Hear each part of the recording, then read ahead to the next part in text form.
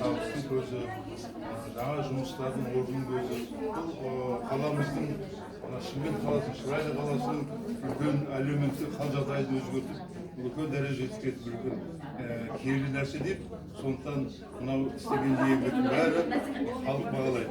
Енді бұдан кейін осы жиһаз, үйге керек нәрсені алғаннан кейін осындай үлкен қазірдің өзінде мен естуім бойынша 200-ге жуық осы жаңағы үлескер бар дейді. Енді олардың бәрі алып отырған мақсаты қаламыздың үлкен зәулім үйлер салса, бұл үйге жаңағы халыққа пайызсыз несін берсе, үйлерді квартирасын пәтер ол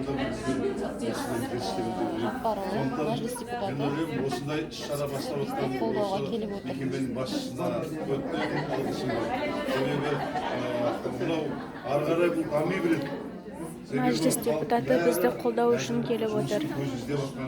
Жұмыстың халыққа өзінің әлеуметін жақсарту үшін өз дәрежеге жетудің бір үлкен бір мақсат қойған бірдей.